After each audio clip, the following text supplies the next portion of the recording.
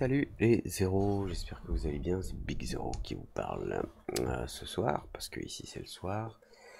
On va regarder comment faire, comment garder des objets, et notamment ici des textes, à la même taille, quelle que soit la position de la caméra. Et comme vous le voyez, là j'ai fait une petite anime où on avance sur une carte, alors on va du sud, là c'est le Rhône, et on va du sud vers le nord, en passant par Vienne, Lyon et Villefranche. Et si vous regardez bien la taille du texte Vienne ou Lyon, on dirait que ça devient plus petit, mais en fait non, il garde la même taille. Voilà. Et on a Villefranche là-bas qui en plus apparaît en transparence. Alors l'intérêt de la méthode, c'est que suivant... alors ça m'est déjà arrivé de faire ça 2 fois en post-prod. Et parfois sur des cartes, on a besoin de situer des choses sur une map monde et d'avoir des noms qui sont assez éloignés, mais qu'on puisse quand même les voir dès le départ, et puis de zoomer, puis avoir des textes qui s'affichent en gardant des tailles correctes. Et une taille correcte, ça peut être éventuellement, comme ici, une taille fixe, même si là j'ai choisi une taille un petit peu grosse, mais c'était juste pour le test. Euh, donc la scène 3D, c'est ça. Voilà, la caméra avance. Et la scène 3D vue de côté, c'est ça. Vous avez la caméra qui arrive de la droite, là, et vous voyez Vienne ici, et Lyon qui change de taille, et Villefranche. Et vous voyez que quand la caméra s'en va, Vienne reprend sa taille. Donc il s'agit d'une histoire d'échelle par rapport à la distance à la caméra, c'est aussi simple que ça. Et juste pour l'anecdote, j'ai pensé à faire un tuto comme ça parce que je regardais un docu. Je me suis arrêté au milieu parce que c'était pas très intéressant en fait, mais bon, rien de grave. Euh, dans lequel on a des cartes comme ça, où voilà, on zoome et on a des textes qui apparaissent en tout petit au départ. Voilà.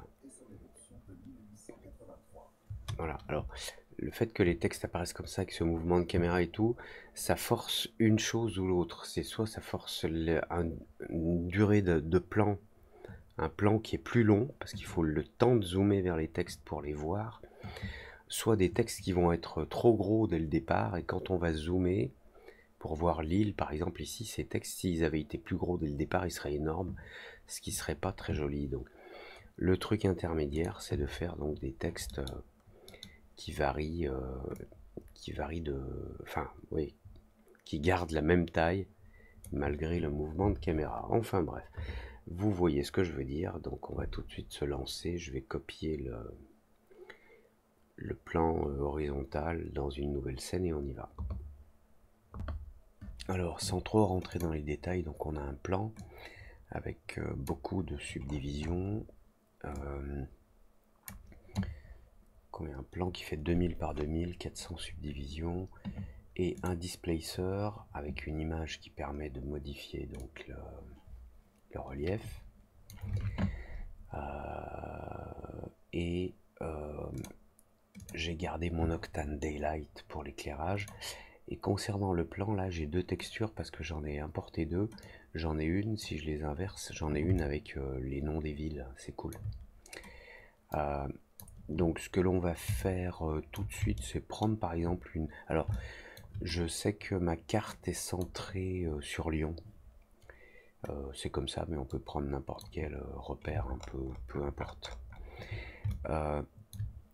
Si la définition n'est pas suffisante ici, vous pouvez aller... il y a deux endroits, suivant si c'est une texture Cinema 4D ou une texture Octane.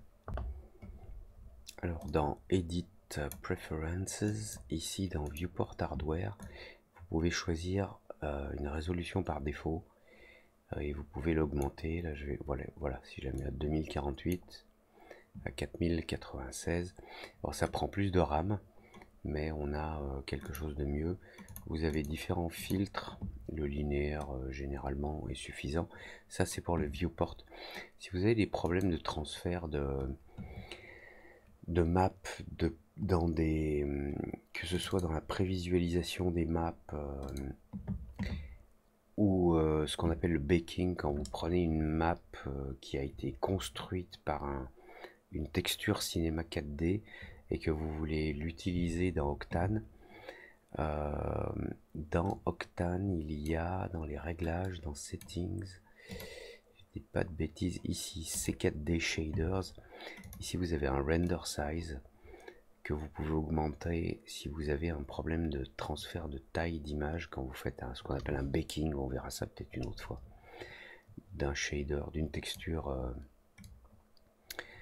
Cinéma 4D que vous utilisez dans Octane. Bon, là on voit bien Lyon, la presqu'île est ici, donc on a l'habitude de dire que le centre il est là, donc on y est à peu près, peu importe. Ce que je vais tout de suite commencer à faire, c'est créer un texte. Donc ici, outil de texte, spline. Et puis je vais écrire Lyon.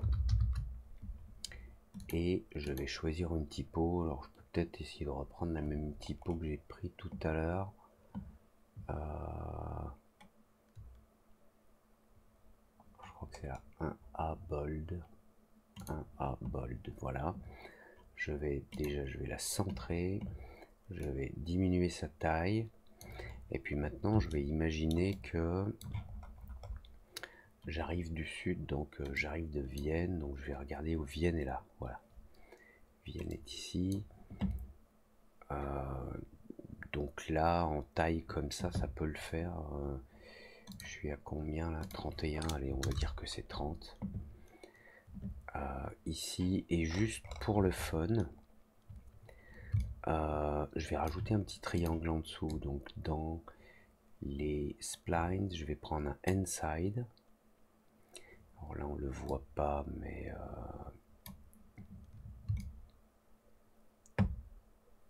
où est-ce qu'il est mon inside? Ou alors il est super grand? Oui, il est grand. Ok. Donc je vais lui mettre 3 côtés. Je vais diminuer sa taille. Voilà, je fais un petit triangle que je tourne de 90 degrés. Faire un petit peu plus petit, allez 10. Et puis je vais juste le déplacer pour que la pointe soit au niveau du 0. À peu près, hein, la pointe soit au niveau du 0. Il est où mon 0? Il est plus bas. Mon 0, il est là en bas environ. Attendez, je cache le plan. Non, mon 0, il est... Vous savez quoi, je vais créer un nul. Voilà, bon, le 0, il est là. Allez, je reprends ma spline. Donc le 0, il est à peu près ici. La pointe est à peu près au 0. Donc Lyon, lui, il va monter au-dessus. Ok. Maintenant, ben justement, je vais l'appeler ça... ce nul, je vais l'appeler texte Lyon. Je vais juste l'appeler Lyon. Et je vais mettre... Alors, mon texte et mon triangle à l'intérieur. Et je vais les extruder. Alors pour les extruder ensemble, pour leur donner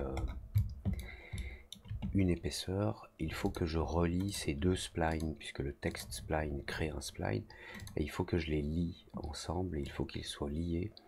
Donc je vais utiliser un connect. Je vais mettre mes deux splines dans le connect. Je vais mettre le connect dans le nul Lyon.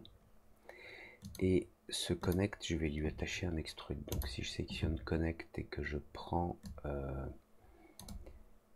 un modifier, je sais jamais où c'est ici, extrude, ouais, parce que moi c'est un modifier dans ma tête, voilà, c'est ici, extrude. Je vais mettre l'extrude dans Lyon et je vais mettre le connect dans extrude, voilà. Et maintenant on a une extrusion. Je reviens en Google Shading qui est un petit peu longue, donc on va dans le extrude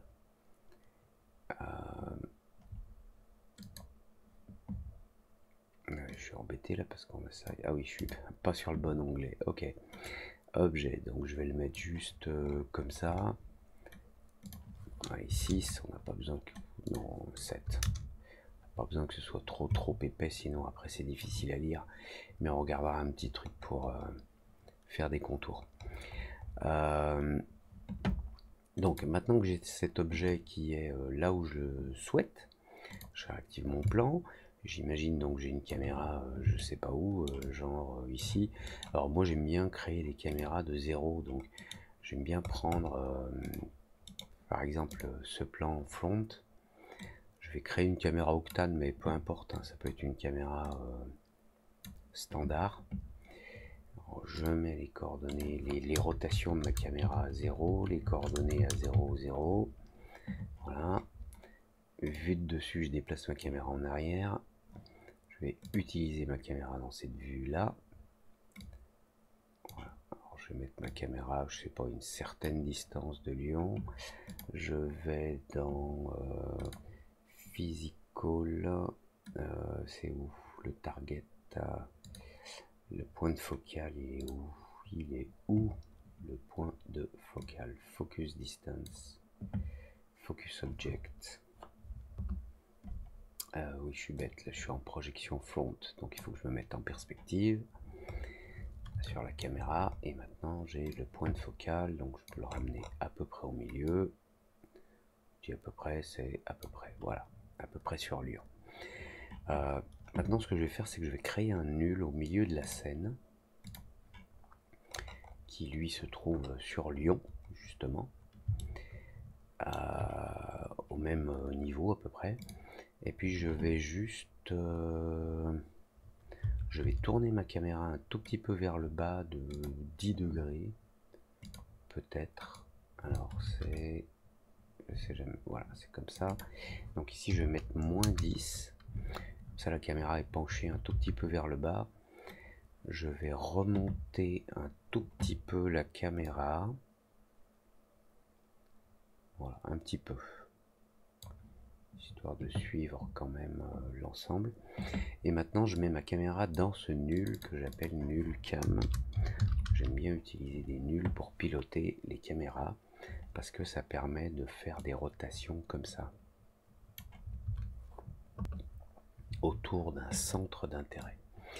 Donc maintenant je vais regarder, je vais me faire un petit preview.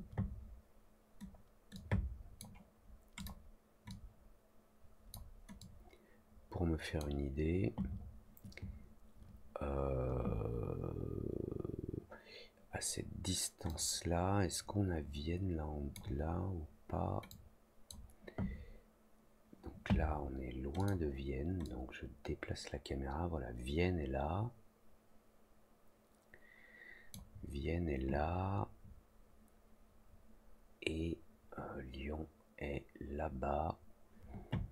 Donc ouais, ça me fait un texte peut-être un tout petit peu grand, le texte. Texte spline, je vais le descendre à 25. Et puis je vais juste réajuster non, mon triangle. Ouais, allez, 8. Je descends un peu le triangle. Je descends un petit peu le texte, histoire qu'il soit pas trop loin. Voilà, voilà, et voilà. Je vais me faire une texture comme tout à l'heure, une texture rouge pour le texte, là, pour bien le voir. Que je mets direct dans Extrude. Voilà, comme ça je vois bien le texte. Et puis j'imagine en 1024 ça va donner ça. Ça reste encore un petit peu grand, mais ça on verra, on pourra le régler ensuite. Bon. Maintenant, ce que je vais faire, c'est que je vais regarder. Enfin, il va falloir que je fasse en sorte que la distance entre la caméra et l'objet qui contient le texte ici Lyon, j'ai un underscore là devant, ouais. Lyon, cette distance me sert à réguler l'échelle de mon objet Lyon, qui est le nul qui contient les splines et l'extrude. Alors pour faire ça, on va utiliser Xpresso ou Expresso, peu importe, et dans donc mon Lyon, faire un clic droit et ajouter un tag programming tag Expresso. Voilà. Donc moi, ce qui m'intéresse, c'est de dire, bon bah, entre ma caméra et mon objet, il y a une certaine distance, et actuellement mon objet Lion, son échelle est de 1, 1, 1 sur X, Y, Z. Son échelle globale est de 1. Donc, à cette distance de caméra, je veux une échelle de 1. Et ensuite, je veux que l'échelle de l'objet qui contient, enfin de l'objet Lion, l'ensemble, le texte et la pointe, diminue avec la distance entre la caméra et mon objet. Donc, vraiment rien de plus simple, on va prendre la caméra, parce que c'est la caméra qui nous intéresse, pas le nul qui contrôle la caméra. Quand vous avez des trucs qui s'affichent en tout petit comme ça, au lieu de vous embêter à les agrandir à la main, si vous faites un contrôle double-clic sur le nom là en haut, ça agrandit automatiquement suivant le contenu de ce qui est à l'intérieur. Et je vais prendre mon objet Lion, que je vais mettre là. Voilà.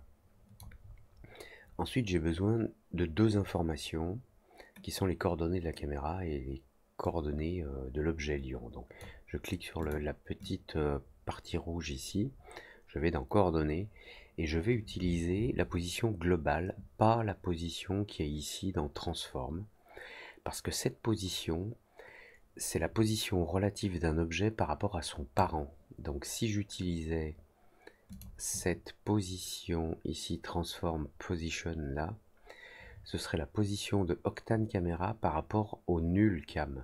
Mais moi je veux les coordonnées d'Octane Camera dans la scène.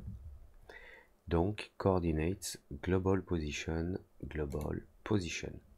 Encore une fois, vous voyez que le texte est un peu serré. Si vous faites CTRL, double-clic là en haut, hop, ça agrandit. Idem pour Lion, coordonnées global position. Hop. Et maintenant, je vais simplement utiliser un outil de Expresso qui sert à calculer une distance. Donc, clic droit. Vu que je me rappelle jamais où c'est, alors on peut chercher, c'est peut-être ici dans General, adaptateur, calculate, distance. Voilà, bon, c'est ici. Si vous savez que la fonction existe, vous savez plus où elle est, vous faites clic droit, vous bougez pas la souris, vous tapez distance, et là vous avez direct Expresso calculate distance. Hop. Donc je rentre les coordonnées dans la première entrée, les coordonnées globales de la caméra, les coordonnées globales de mon objet nul qui contient le texte et la flèche, Lion, et j'ai la distance. Pour voir la distance, on va rajouter un module qui s'appelle Result, qui permet d'afficher le résultat. Alors peut-être, excusez-moi, peut-être que vous ne le voyez pas là, Node, Expresso, General, Result. Et si je sors ce truc là, voilà, j'ai le résultat 557 de distance entre ma caméra et mon objet Lion. Je pense en fait que, puisque Vienne et je vais l'avoir sous le nez là, je pense que je vais écarter la caméra et voir un petit peu ce que ça donne à cette distance, vite fait. Lion comme ça, c'est peut-être un tout petit peu gros, donc je vais changer là. Text spline, je vais le descendre à 20.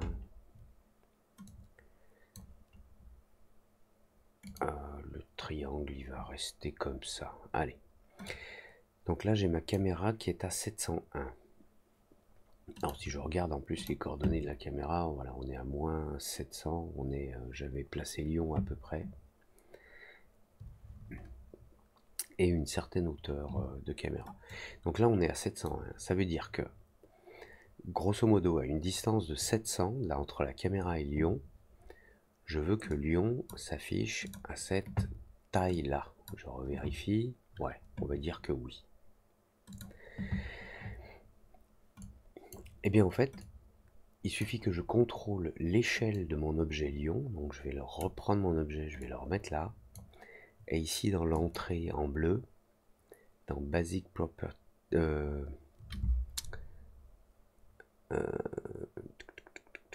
Object Properties. J'ai bien pris mon objet Lyon.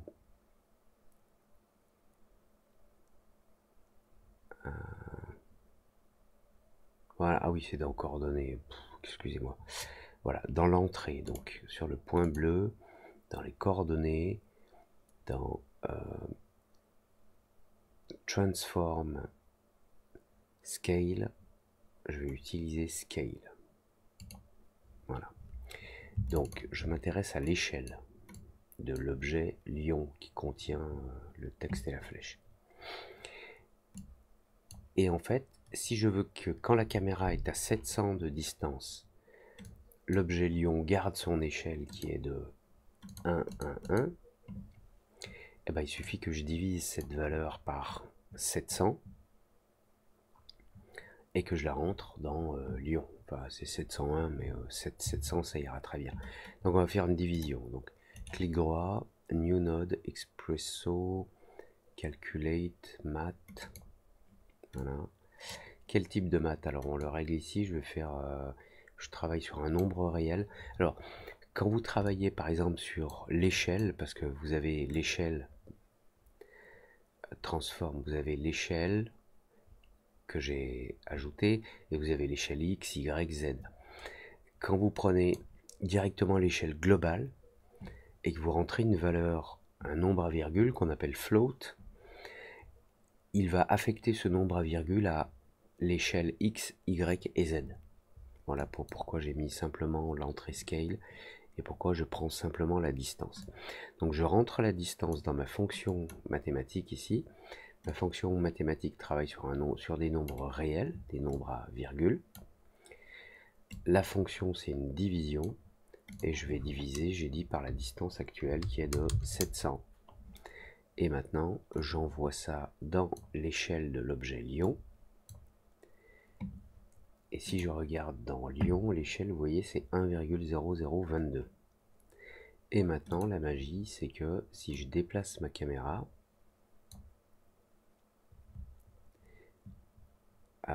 je vais sortir la valeur là d'échelle.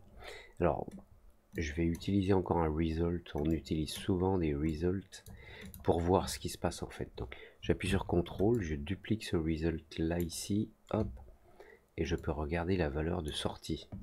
Et je vois que c'est 0,785. Donc, quand j'avance, voilà, il faut que je relâche la souris, mais vous voyez, on est à 0,4. Et plus j'avance, et plus Lyon est tout petit. Allez, je reviens un petit peu en arrière là, voilà dans mon axe. On avait dit qu'on était à moins 700. Voilà. Et alors, l'intérêt de ce procédé, c'est le suivant. C'est que maintenant que vous avez Lyon qui est à peu près en place. Alors, je vais prendre cette vue de top là, je vais l'agrandir.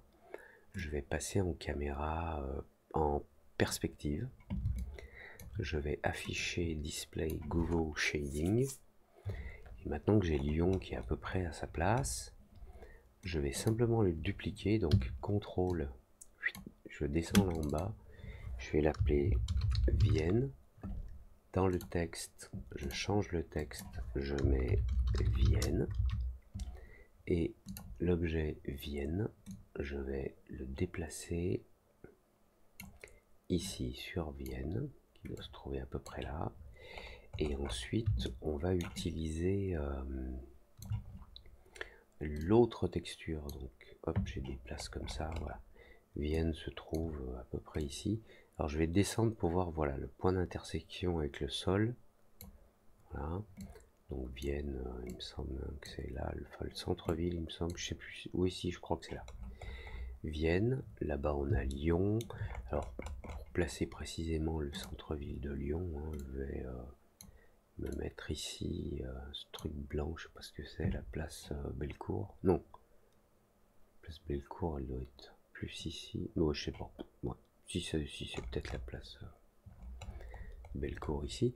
Et puis je vais juste en profiter pour placer Villefranche. Donc je reprends Vienne, là, je duplique, je l'appelle Villefranche.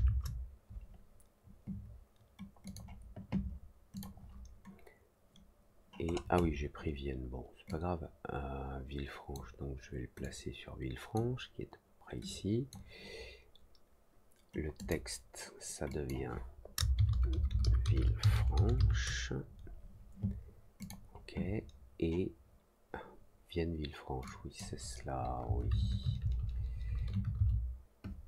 Voilà. Et je rechange de carte, histoire de voir mon Villefranche. Alors je déplace bien le nul, hein. Ouais, Villefranche, voilà le centre, je pense que c'est ici. Ok, donc vue de la caméra maintenant, pardon, vue de la caméra ici, et vue d'en haut ici, donc vue, pardon, vue de top. Si je sélectionne ma caméra, alors là pour le coup je peux carrément utiliser le nul, hein, pour faire le déplacement, et vous voyez que Vienne devient tout petit là. Alors, ouais, je voulais faire un petit pré-rendu, un preview. Ouais, en fait, à cette échelle-là, c'est mieux. Alors, c'est difficile à lire parce qu'il y a le contour là. Alors, je vais le faire juste sur Vienne, hein. Je vais dupliquer mon matériau rouge. Je vais l'appeler mat contour. Lui, il va être noir. Et alors, si je prends l'extrude de Vienne, alors je vais venir ici sur cette vue que je vais mettre en perspective, et puis comme ça on va zoomer pour voir pour voir ce qui se passe. Sur l'extrude là, il y a différentes options, notamment dans Caps, vous avez des round edge, okay. Vous avez des bordures solides. Bon, je vais juste arrondir un tout petit peu, la 0.5. Voilà. Comme ça, on a un bord arrondi, mais on a mieux que ça, parce que dans cet extrude, si vous allez dans Object, dans Selections, vous allez pouvoir exporter des sélections de face pour les côtés, c'est-à-dire le shell, la partie qui est autour, et pour le Start Bevel, le bevel, donc l'arrondi qui est au début là. Donc c'est les deux sélections qui viennent d'apparaître sous forme de tag. Donc le S c'est shell, le contour, et le R1 c'est le premier, premier arrondi ici. Donc ce que je vais faire, c'est que je vais mettre la texture rouge au début. Maintenant je vais mettre une texture noire. Je rajoute là, j'en rajoute deux même. Je vais en mettre une ici. Celle-ci, je la sélectionne. Et maintenant, là, dans la sélection de ce matériau noir, je vais prendre cette sélection S. Et dans la sélection du deuxième matériau noir, je vais prendre la sélection R1. Voilà, donc il applique le rouge et il rajoute le noir sur les autres. Ce qui permet d'avoir un contour. Ce qui permet, lors de la vue... Alors, je peux faire vite fait la même chose ici, hein, sur Lyon. Qu'est-ce que j'avais là dans mes paramètres d'extrude? 0,5, 300 sur Lyon. Dans Caps, donc 0,5, 300. Je reviens sur Objet. Dans Sélection, je crée mes sélections comme ça. Et je vais prendre ces deux trucs. Contrôle, je les déplace là. Et lui, il va au début. Lui, il va là. Et lui, c'est S. Et lui, alors je peux aller voir, hein, si Lyon est OK ou pas. Ouais, c'est bon. Ce qui nous donne dans le preview. Alors ici, je vais juste revenir en vue d'en haut. Live Preview Window.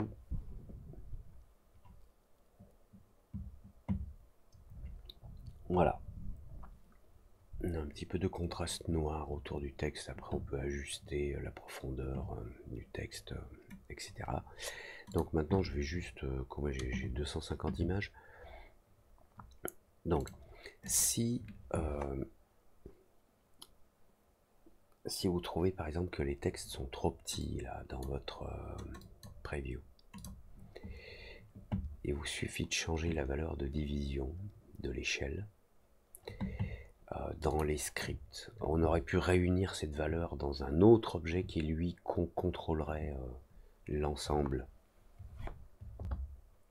Bon, on peut le faire pour le fun, hein. On peut par exemple, je sais pas, créer un nul que je vais appeler nul y text size. On peut créer des données comme ça, mais là on va utiliser la coordonnée y de ce nul, c'est-à-dire sa coordonnée en hauteur pour contrôler la taille des textes. Donc maintenant si je vais dans mes scripts, ah oui, ce qui est bien c'est que quand on a le premier texte qui est bon, quand on le duplique ensuite les scripts là, les scripts Expresso, ils s'adaptent automatiquement aux objets. Ici on est sur l'objet Lyon, et si je double-clique sur l'Expresso de Vienne, on est bien sur l'objet Vienne. Voilà. Et donc pour cette division, je vais pouvoir utiliser, par exemple, je glisse, alors je vais les faire dans l'ordre, histoire de ne pas faire de bêtises. Donc je vais prendre Lyon, je glisse le nul y texte, je prends en sortie basic property, coordonnées transform, non, global position y, contrôle double-clic sur le titre pour, si vous double-cliquez sur le titre, ça le ferme, ça l'ouvre. Si vous faites contrôle, ça le met à la taille optimale. Donc je prends la taille Y du texte et dans ma division, au lieu de diviser par 700 dans l'entrée numéro 2, je vais diviser par la position Y. Alors là, ça se met en jaune parce qu'une division par 0, ben, ça marche pas, quoi. Donc je change tout de suite la coordonnée Y de mon nul Y text size. Et vous voyez que c'est plus en jaune. Et donc il n'y a plus qu'à faire la même chose pour le reste. Alors, je ne sais pas si je peux copier cet objet ici, CTRL C, on peut le copier. Si je vais là dans Vienne, je le colle, ouais, on l'a directement ici, hop. Je vais dans l'Expresso de Villefranche, je le colle là, je le relie là. Et maintenant, on n'a plus qu'à modifier donc la hauteur de l'objet nul y text size pour avoir un aperçu dynamique de la taille des textes. Voilà, si je veux qu'il soit plus grand, je descends. Et je peux animer ça aussi, bien sûr, dans le temps. Voilà. Donc maintenant, le nul qui contrôle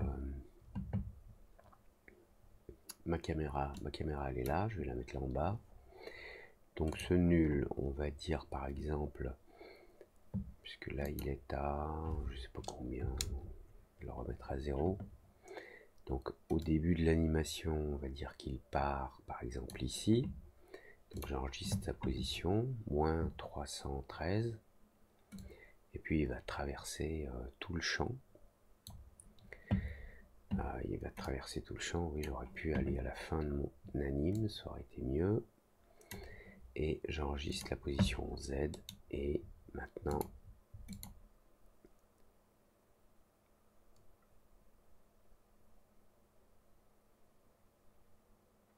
voilà. Je pense que j'ai pas réglé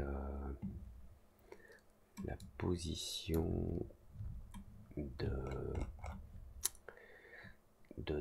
Villefranche en hauteur. Puis je lui ai pas mis son bevel aussi et tout. Alors là, le plus simple, ce serait de dupliquer un des autres objets et de le renommer Villefranche en fait, je pense. Mais bon, allez, je vais pas me prendre la tête. Je vais essayer de refaire mon extrude. Je crois que c'était un cap de 3. Non. 0,5. Peu importe. Allez, sélection S et R1. Et lui, ici, je le duplique. Toi, tu vas devant. Toi, tu vas là. Toi, tu vas là. Toi, c'est S. Et toi, c'est R1. C'est bon. Voilà. Hop. Donc, revue de caméra. Voilà. El resultato. Qu'est-ce muy bien. Alors, le fait d'avoir bien pris soin de mettre le nul. Lui, j'ai pas réglé sa hauteur, lui. Voilà. Si je mets bien le nul à la hauteur de la carte, normalement, il reste bien à la hauteur de la carte. On va juste vérifier ici, Lyon. Ici, donc, il est bien, ouais, à peu près, quoi, à la hauteur de la carte. Et voilà, quand la caméra est loin et quand la caméra se rapproche, voilà, et qu'elle s'éloigne à nouveau. Le résultat escompté. Alors, live preview à nouveau. Donc, mon soleil, parce que là, si j'ai des ombres, si ça va, j'ai des. Ouais, j'ai une ombre là de. Oups. J'ai une ombre pour Vienne. Alors, juste dans ma caméra là, motion blur, oui, 0,04. Là, c'est brutal parce qu'il vient de calculer un mouvement. Voilà, 0,04. Là, on a le mouvement du motion blur qui vient du fait que la caméra bouge. Et même s'il n'y a pas de tag Octane Object dans le texte Vienne, c'est le fait que la caméra bouge. L'objet, il ne bouge pas, lui, donc il n'a pas besoin de tag. Alors, il bouge dans son échelle. Donc, si on voulait bien faire, pour avoir un petit effet de blur dans le changement d'échelle de Vienne, on devrait mettre dans Vienne un tag extension Cinema 4D Octane Object avec le motion blur activé en transform vertex. Non, en transform tout court parce qu'il ne fait que se déplacer ou changer d'échelle. Et puis on serait bien de le mettre sur sur les 3 textes. Ça fera aucune différence parce que le changement d'échelle est trop faible, mais à quelques pixels près, ça peut pas faire de mal. Je veux bien faire un rendu express de ça pour le fun et pour terminer cette démo. Je vais juste enregistrer, je vais l'appeler 03 tuto parce que c'est la version tuto. Allez, le rendu on va dire une 280, on va dire 250 images. Juste un truc, la caméra nul cam coordonnées, je vais pas me prendre la tête. F-curves, je voudrais que ah mince, je fais ça chaque fois je fais ça. Undock, je voudrais juste que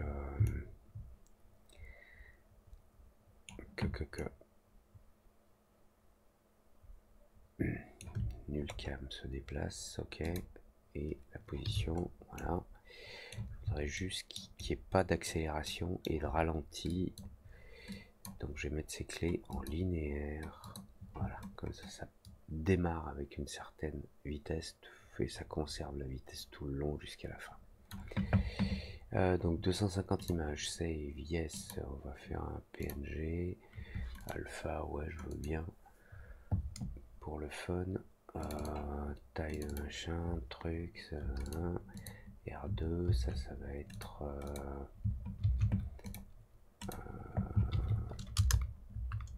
3 tuto, hop, nom du fichier, 3 tutos, Octane Render ici, et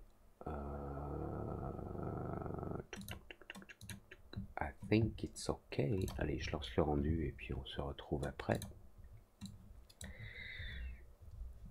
J'espère que ça met pas trop de temps.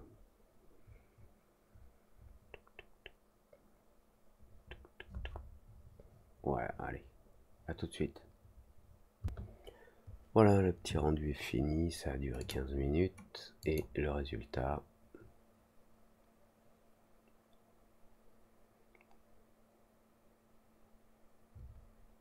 Voilà.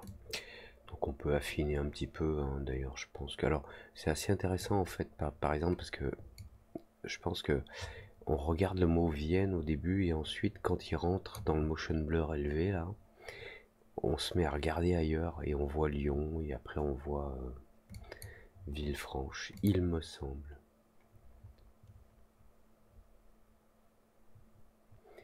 C'est vrai que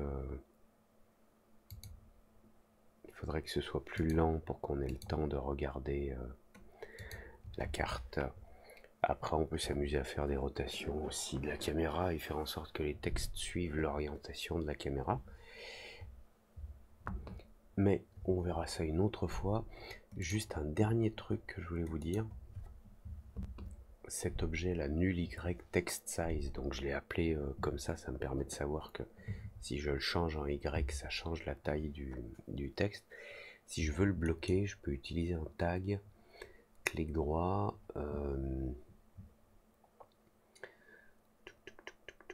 je sais jamais où c'est, tracker, programming, c'est où? T'es où? T'es où?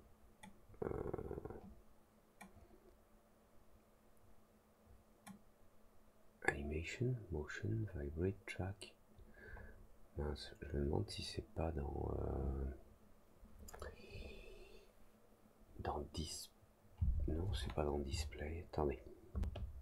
Oh, à force de changer de version et de déplacer les trucs. Ah, voilà, rigging protection. Voilà. Si vous activez ce tag de protection,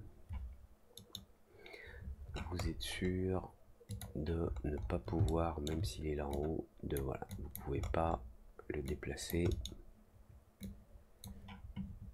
Le tag de protection vous permet de bloquer, par exemple, débloquer la position Y. Alors je débloque en X, je peux le déplacer en X, mais pas en Z et pas en Y. C'est toujours utile à savoir. Quand vous voyez un tag de protection, généralement, c'est parce que c'est un pilote de paramètres. Enfin, c'est ce que je fais moi, en tout cas, fréquemment. Voilà, comme d'habitude, j'espère que ça vous aura plu, que vous avez appris des choses. 43 minutes quand même. Un petit like ou un j'aime pas, un commentaire, et puis abonnez-vous et partagez, et puis amusez-vous bien. Et n'hésitez pas à partager vos créations en m'envoyant des liens en commentaire. Peut-être même que je vais créer une adresse publique spécialement pour ça, si vous voulez m'écrire. Voilà. À demain pour de nouvelles aventures. Ciao!